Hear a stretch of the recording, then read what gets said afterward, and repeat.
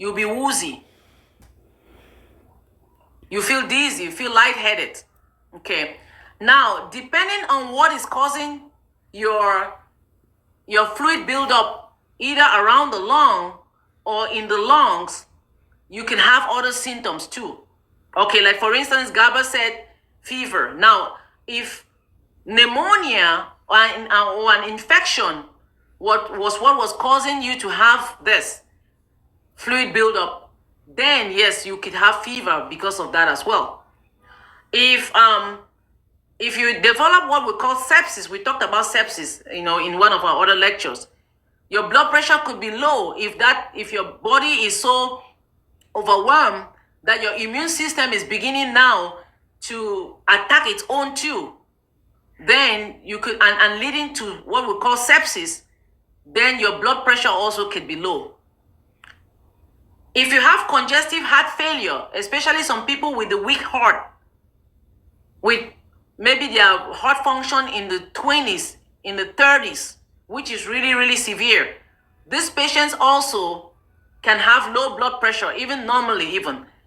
So yes, you could have low blood pressure if it's from infection. So let's now talk about how do you manage the effusion. We can start with the pulmonary edema. Okay. Management will depend on what is causing it. So for example, if the congestive heart failure is causing you to have this problem, then they have to treat the heart failure. Okay, and we'll have another day that we'll talk about heart failure. There are two types of heart failure. The heart failure, because of a weak heart, your muscles are not pumping well. So weak heart muscles. And there's also a heart which they call systolic heart failure. Okay. Or you hear some people say heart failure with reduced ejection fraction. That's a weak muscle contraction. You also have a heart failure with stiff muscles, okay, which some people will call diastolic heart failure, or they'll say heart failure with preserved ejection fraction, meaning that their heart capacity is normal, but their walls are just so stiff. And these two can actually cause high pressures in the blood vessels and cause you to have pulmonary edema. So the treatment for this pulmonary edema will be treating the heart failure by giving them diuretics, okay? Medications that will make them pee, try to flush out some of the fluid from the body, okay? By giving them heart failure medications to kind of reduce the work that the heart is doing or reduce some of the pressures. So that's how you treat that. If the problem is an infection, say pneumonia just means infection of the lung, and you can have infection from different things, from different microorganisms. A virus can cause that. Example is, we know of COVID, influenza virus, RSV virus, which is, these are, we have some other viruses, metapneumovirus. I mean, those are viruses that we've seen that cause a lot of can cause pneumonia. If it's bacterial infection, you may have heard of Staph aureus, Streptococcus, Pseudomonas, so different E. coli. So any bacterial infection that causes pneumonia can also cause this tuberculosis. Okay, so you treat that problem, that underlying problem, by giving them maybe antibiotics and then giving them whatever support that they need. Okay. If the problem is the kidneys, if the kidneys are causing this, Dr.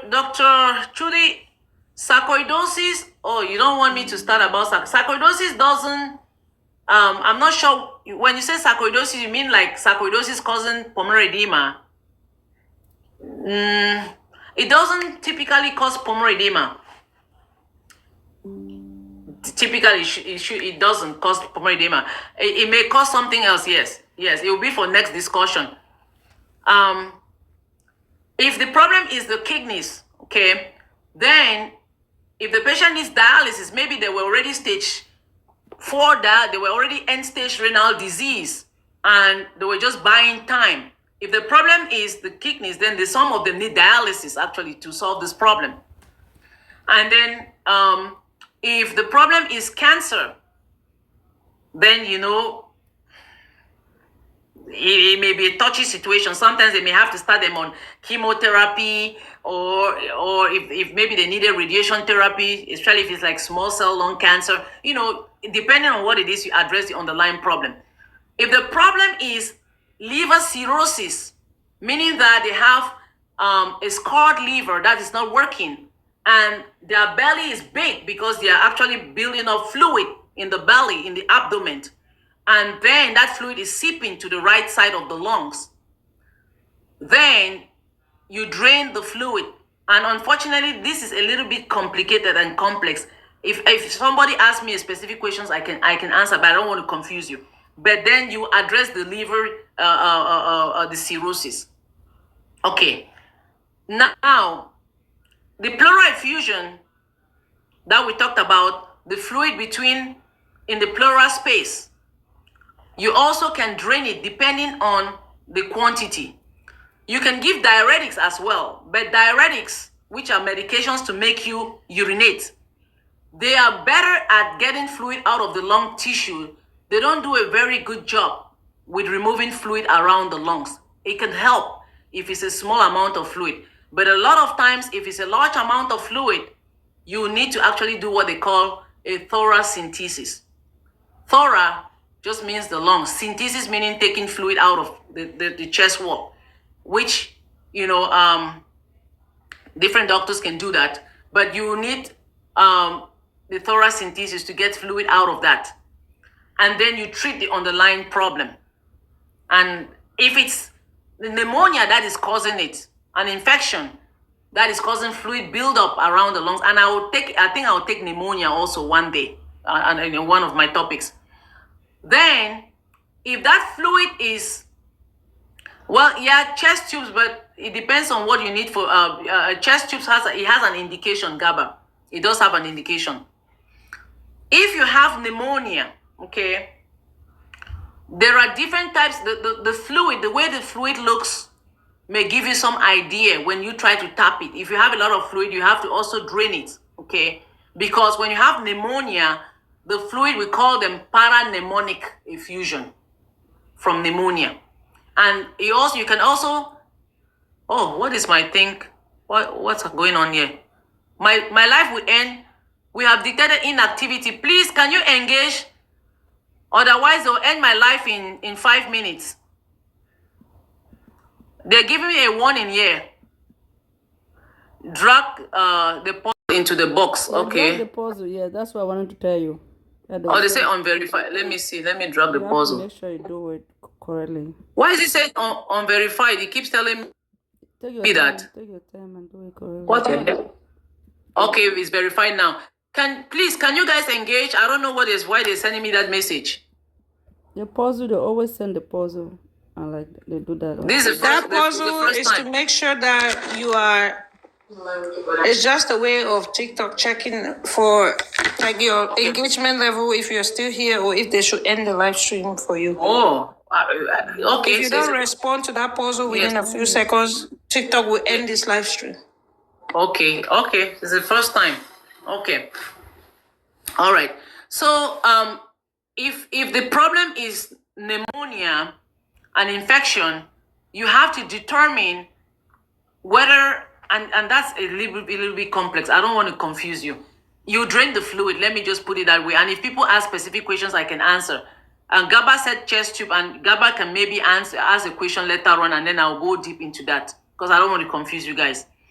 So with the pleural effusion, if the effusion is large, then you have to do thoracentesis. Layman will say you have to tap the fluid out of that pleural space, and then you address the underlying problem that is causing the pleural effusion. The same way I just talked about. If it's heart failure, you treat the heart failure. Sometimes you need diuretics, and you also tap. If it's kidney problems, you address that. If it's the ascites from the liver, it may be challenging, but you address it as well.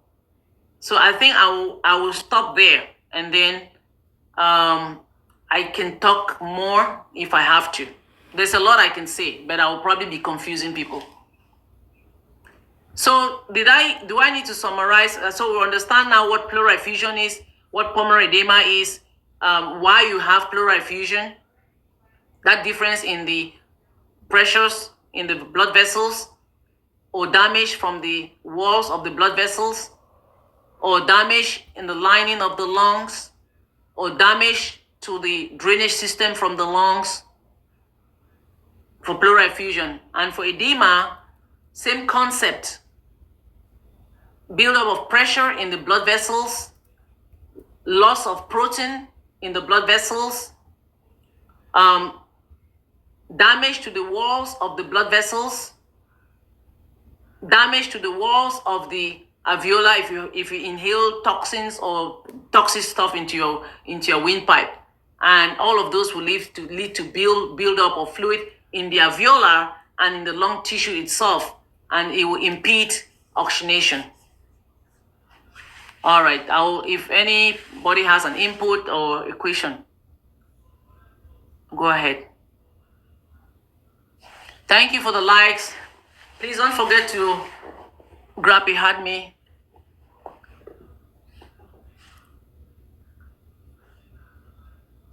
Dr. Trudy, anything to add, or anybody has questions, I can answer them.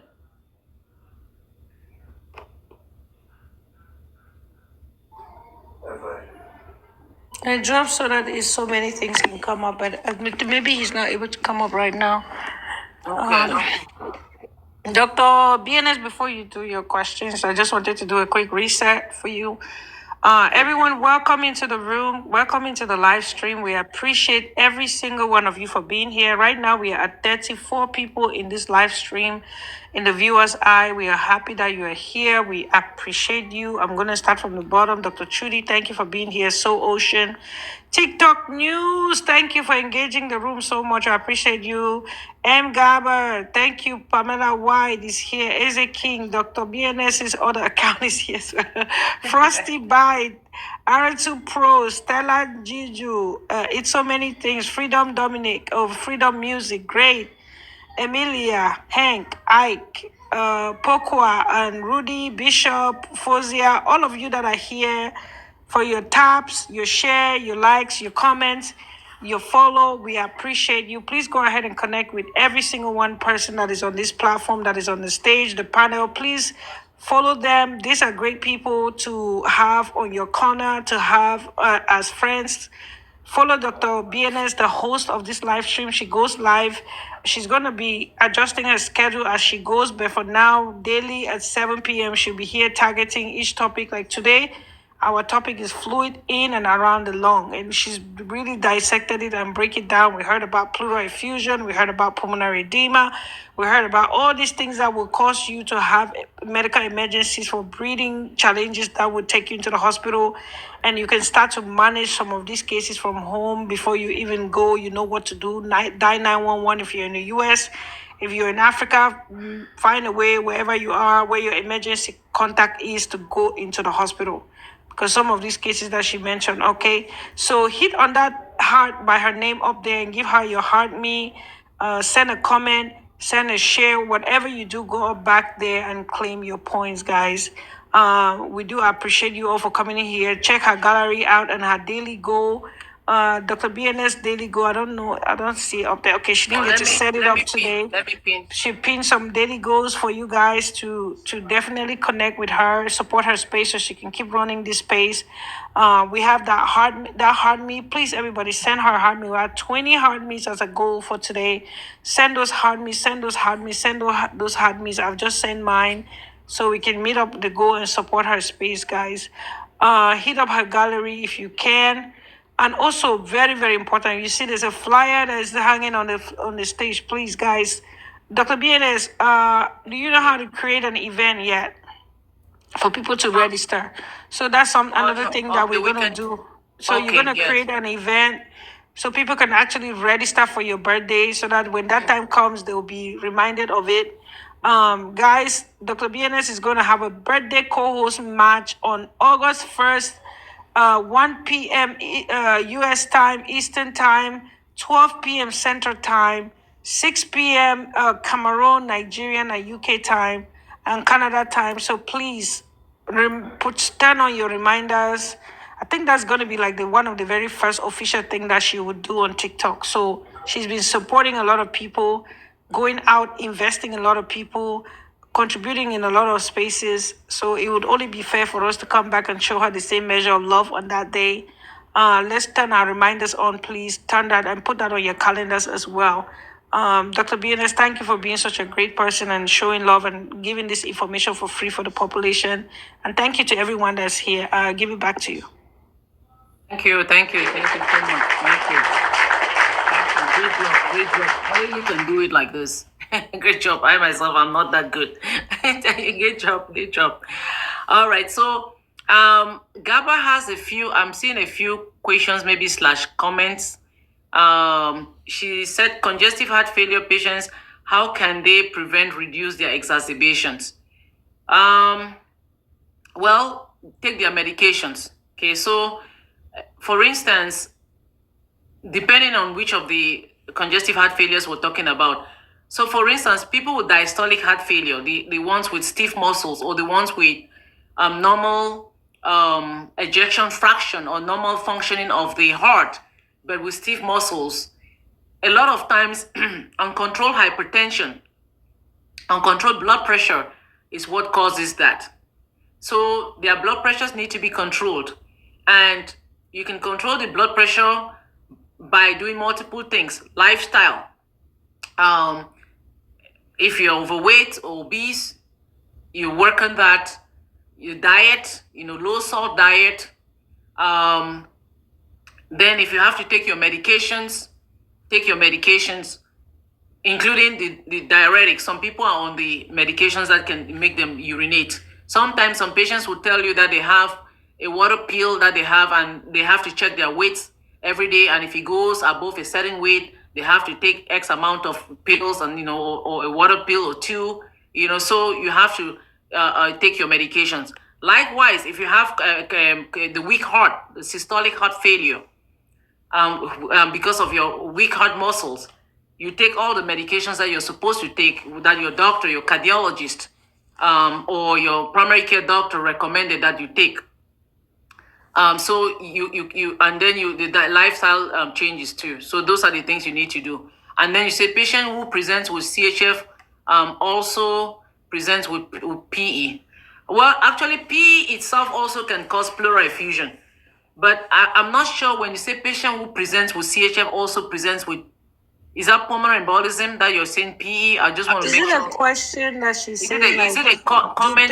Do patient that present with CHF also present with PE? Is that a question? No, Gaba is in the chat. Maybe she can. Yes. I was just clarifying if they also present with pulmonary embolism. You mean CHF? Or pulmonary edema? Yes. Oh, you mean pulmonary edema, not pulmonary embolism? Pulmonary edema. Okay. Yes, I talked about that in the beginning. That was the first example I gave. So yes, I even mentioned that CHF patients will even have more pulmonary edema than pleural effusions. Yes, they do, because what happens with either a stiff heart or a weak heart muscle is that so the left side of the heart, okay, is supposed to pump out blood into the aorta, the big vessel that then takes that oxygenated blood everywhere. So if you have a problem with it pumping, the muscle not pumping well, or pumping against a very stiff muscle, then you can have blood will back up into the vessel that supplied that left side of the heart. And that vessel in this case is the pulmonary vein, okay? And it will back up into that. And then now that is going to now be a cycle of blood pressure that will increase now. And those smaller, it will affect now the vessels, now the smaller capillaries, the blood vessels that actually are close to the alveolar, and you have fluid leak out now into the interstitium, which is actually the tissues of the lungs, and also into the alveolar. So yes, and that is what will cause pulmonary edema. So yes, it will cause pulmonary edema. That's kind of the mechanism. Because it will increase the hydrostatic pressure, the pressure inside. Remember, I said in order for you to have fluid leaking out of the blood vessel, you have to have either your pressure inside is so high that is forcing fluid to leak out, or your protein is so low that it's not able to maintain the fluid in there. So in this case, CHF, congestive heart failure, does it by increasing the hydrostatic pressure, and so it will push now fluid out of the blood vessels into your tissue and into the alveoli, which is pulmonary edema. Yeah, thank you so much, Doc.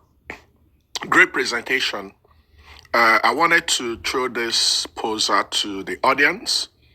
When we have fluid collection either in the pleural or we have that pulmonary edema, do we have any significance of the color of the fluid if we go in to do a tap and we get a clear, a straw color or a blood tinge fluid?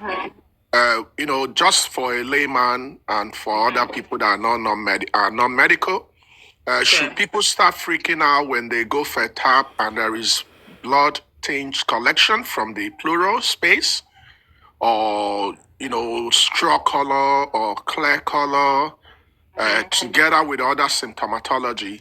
At what point do people start worrying, and what's the significance of the different color of the fluid you will get if you go for a tap? Thank you. Just for excellent question. Excellent question. Okay, so the normal fluid color that you want to see is almost like urine color, like clear yellow, yellowish. So that it's what you expect.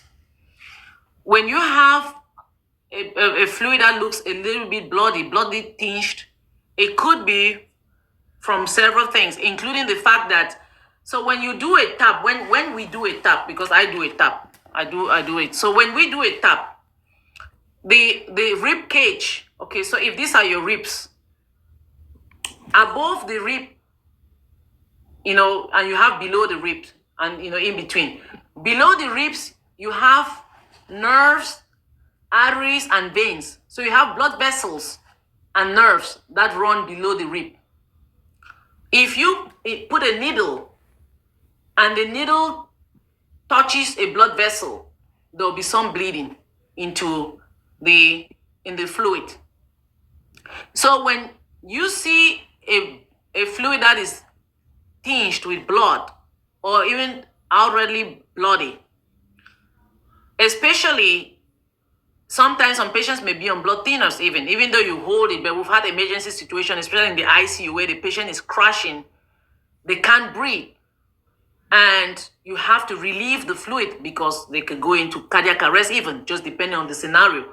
And even if they're on blood thinners, you still go ahead. Everything is a risk and benefit, and do an emergency thoracentesis to relieve the lungs and the heart, because if the fluid is really large, it starts pushing on the heart itself, because remember, the heart is right in the middle of the lungs, the right and the left lung. So if you injure the vessel, you can have some bleeding into the space. So what you have to determine is that fluid that you're seeing that looks bloody, is it bloody because you had a traumatic tap, or is it bloody because there's an infection? In fact, patients who have cancer that has spread to the lining of the lung and caused pleural effusion, a lot of times you see, or some of them will have bloody tap. So some of that bloody tap actually could also be normal, not normal, but it may not be because you did cause a trauma. It may be because the patients their cancer has spread and is causing that bloodiness. And there are ways that you can determine it. Sometimes you may have to do some further testing to determine, and an infection can do that too. So infection, cancer, so you have to do some tests to determine if that is coming from maybe it's a bloody tap, or if it's from an infection. So there are things that you do, what you call fluid analysis. So that part is for the medical person to do. But you could have injury to the veins or the vessel, and you have arteries and veins, and arteries are the ones that can really bleed. And in fact, sometimes we've had situations, I've had situations where we had a patient, for instance, I remember this very well, and others too. She was like, I think almost 90 years old, and had pleural effusion because of her heart. And her heart was very weak. So the doctor called her to come and do a thoracentesis. So she came from home. She was on blood thinner, okay? And she had stopped the blood thinner. Sometimes you don't know how, it will react in different elderly patients too. And she came, and she came to the radiology department as outpatient, and they did a tap. And she went home, okay? The next day, she came back. They had consulted me, pulmonologist, because she had fluid now around the lungs. And I just took one look at it. The fact that she just had fluid removed the day before, and I looked, she was on Eliquis, which is a blood thinner. And after the fluid was removed, I looked, they did an x-ray that showed that it was completely removed. And I saw that she had heart failure. Who can tell me what I was thinking at that point? I already gave you guys the clues. The 80 years old who came in had a tap the day before. And then the very next day, they come back with severe shortness of breath. And the lung was full again with what looked like fluid, with some type of fluid. What do you think was happening to this patient? I gave you all the clues. Okay, well, pneumothorax. Okay, we'll come to that. Tamponade. Okay, hold your thoughts. So we'll say what tamponade means. Okay, pneumothorax, tamponade. Okay, what else? Remember, I said the fluid is around the it's in the pleural fluid. Okay, yeah. Okay, what else? Any medical person can say pulmonary edema. If it's pulmonary edema, then it means you miss my Gabba. Come on, how can it be pulmonary edema? Pulmonary edema is in the lung tissue. The patient comes in. I'll give you again. The patient comes in the next day, and that fluid around the lungs, the pleural effusion, is still there. They just tapped it the day before, okay?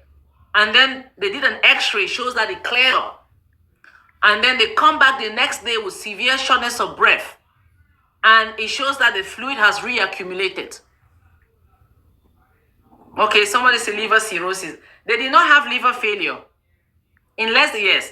Yes, it refilled in, okay. So Dr. Chudi, now you give me the answer, because it looks as if everybody, let me get your own answer now. All right. Okay. I'm waiting for Dr. Chudi. Okay, well, okay, Ness says pneumothorax. Gaba has given me 3 different answers. Actually, she said pneumothorax, she said heart failure, pulmonary edema. Okay, which one? Which one is which? Okay. Yeah, Doc, I'm trying to allow the medical people to. The answer is staring at you. I don't want to give it away. No, give it away so that you give it away now. Give it away now.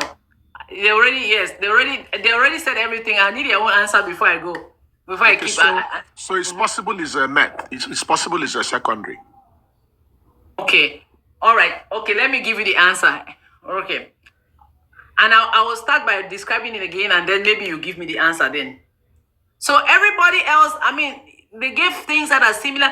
Yes, the pneumothorax. Okay, pneumothorax means air around the lungs. Okay. So that space, that pleural space, instead of being filled with fluid, what they call pleural effusion, is actually filled with air, what we call pneumo. Pneumo means air, thorax, air. So it cannot be, the lungs will be, yes, you could have a pneumothorax, meaning that when they did the thoracentesis, that's a complication.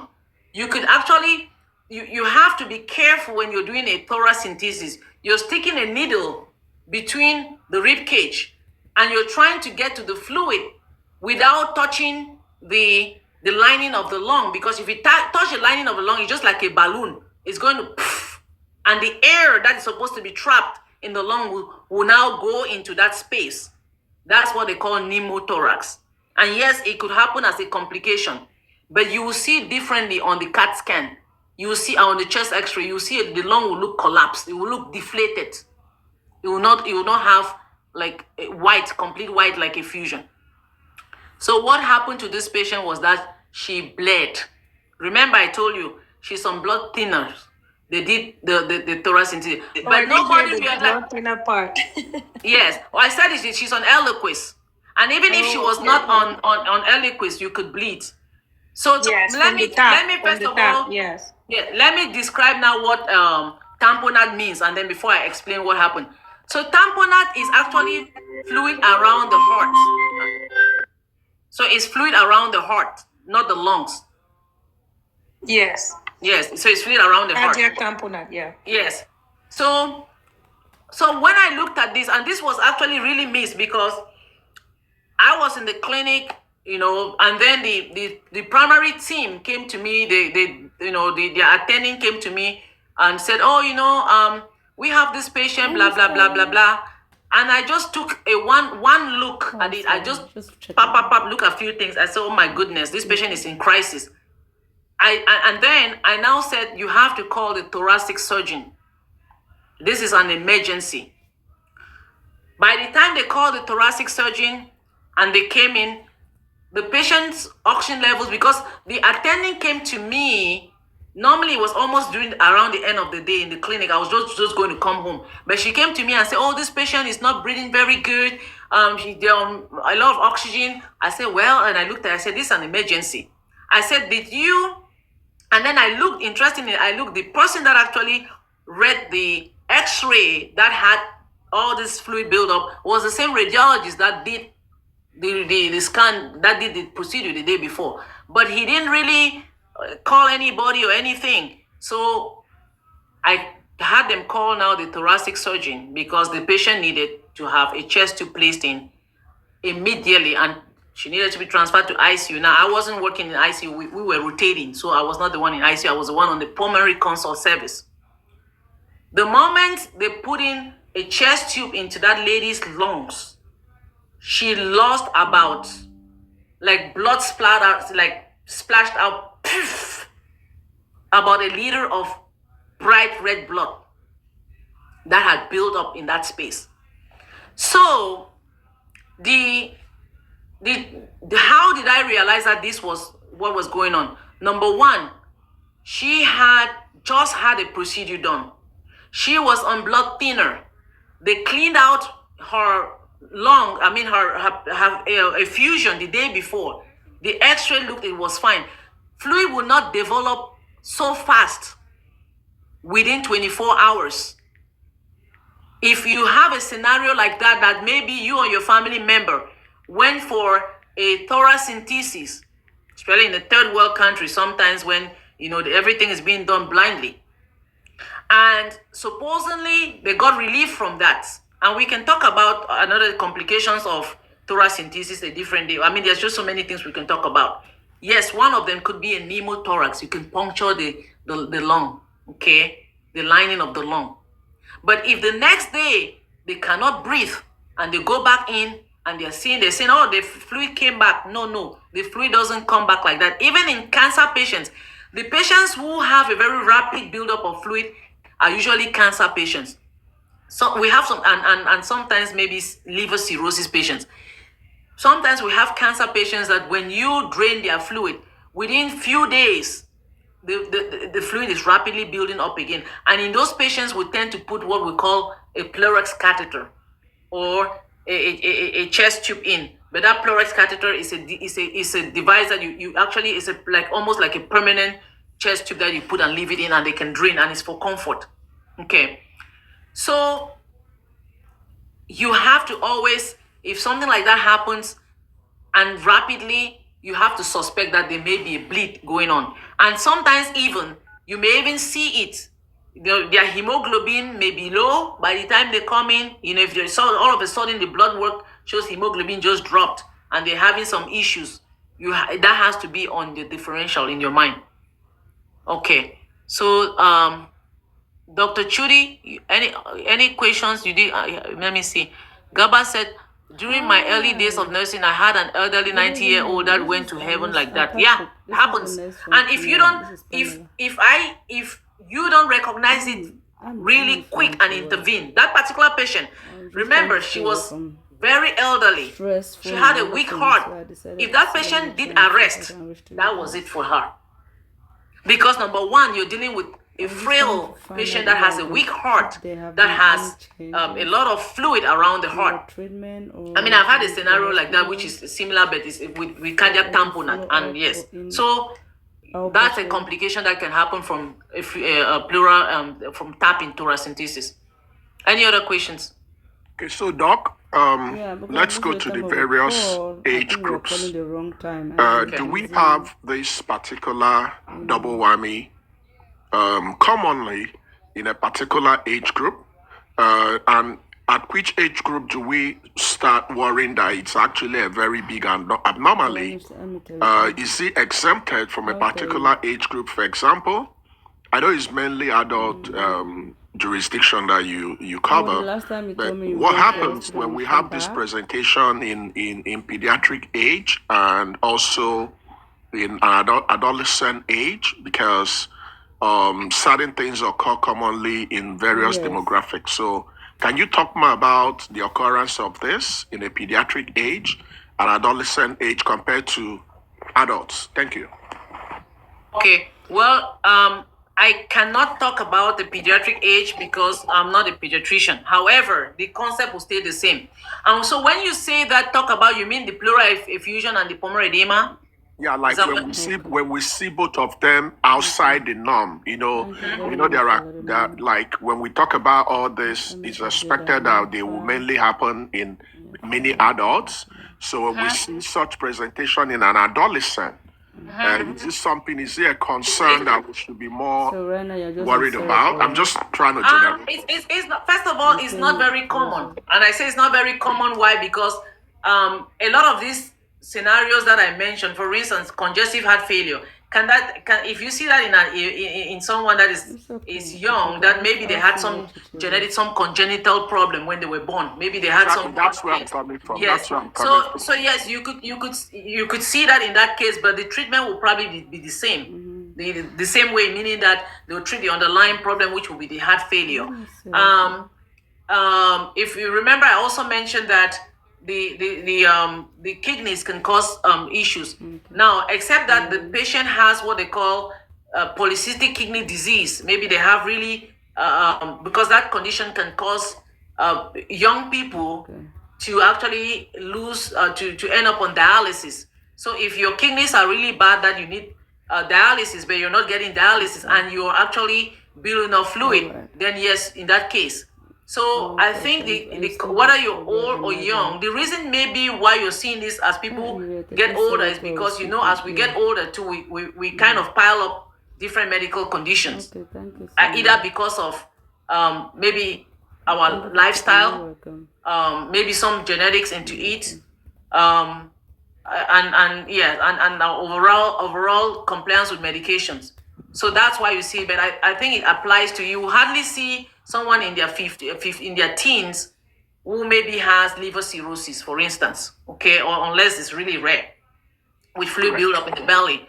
But can they have pneumonia? Yes, they can have bad pneumonia with effusion. I think you could easily see that in any age group. They can have, but a lot of times too, there must be sometimes their immune system may not be good, for one reason or the other. So yes, you can see it in any age group. But you tend to see it more in older people or adults because the same adults and older age people, they've had chronic diseases, be it diabetes and uncontrolled blood pressure, things that have compromised their immune system. And so, yes. Okay, thank you. So, Doc, there's another question I wanted to. Okay, yeah. So, I know in medical practice we have a couple of syndromes. So, when we have either pulmonary edema or pulmonary effusion, can it also be part of a syndromic presentation, like part of a syndrome that might come from external extra pulmonary syndrome that presents as a secondary to the. Yes, of course, yes. I Yeah, mean, talk not about that, please. necessarily, not necessarily a syndrome. The question more is, could it be part of a syndrome? Yes, I think the question more is, can can a disease process present itself initially as pleural effusion or pulmonary edema? Sure. Remember we talked about autoimmune and connective tissue diseases, autoimmune diseases. Sometimes even some people may have something like rheumatoid arthritis or lupus, and maybe they were having some symptoms that nobody really picked up. They're just fatigue or having something, and then they present with pleural effusion, and then you start scratching your head that why is this person, this 35 years old female, having pleural effusion? And then when you start doing further testing, now you realize that it all came because they had rheumatoid arthritis or lupus. So yes, sometimes it may be the initial presentation. Some people may have as an initial presentation pulmonary edema, and then when you start working them up, or even pleural effusion. In fact, I had a patient just last week, and he told me they consulted me for pleural effusion, and I came in and I saw him. He's a roommate. He looks comfortable, and he's one of these patients that has gone to Hopkins, Cleveland for, he had a very complicated history, has had multiple surgeries for abdominal issues and everything else. And he told me, he said, well, I think my fluid, he was trying to give me some reason. I said, well, you know what? I said, when was the last time? Because I couldn't figure out where things were coming from. It did not look like an infectious process to me, just based on lab work, no fever. He was on room air. Nothing that made sense. And I asked him, I said, well, you said you just went to Cleveland Clinic and you've been going there for this other medical condition. Have they been checking your heart? He said, yes. They checked my echocardiogram. Everything looked fine. I said, just to be sure, I think I want to check your heart again. Let me check. I know that you said it's been done. Guess what? I said, because the pleural effusion, I can't explain it. When I checked the heart capacity was down to like 15 to 20%. So that was what. So that was actually, he presented with fluid around the heart. But then when you started digging, you realized that the heart failure caused it. So yes, you could have some syndromes. You could have pleural effusion or pulmonary edema as your presentation. You now have to dig and find out what is causing it. Another example, sometimes some patients may not even know that they have liver cirrhosis, that they even have liver disease. Some may even drink and some may not. And this can happen also in our developing countries. A lot of people have hepatitis B, hepatitis C, right? And they don't even know that they have it. And then all of a sudden, one day, they're short of breath and you do an x-ray and it shows effusion. Not everybody develops ascites, fluid in the abdomen that leaks to cause fluid around the chest area, the pleural effusion. In fact, some people, the moment that the fluid starts building up from in the abdomen, it seeps directly through the diaphragm to the lungs.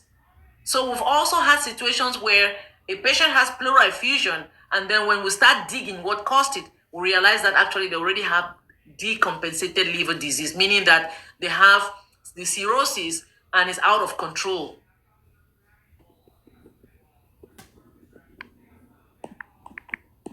Thank you, Doc.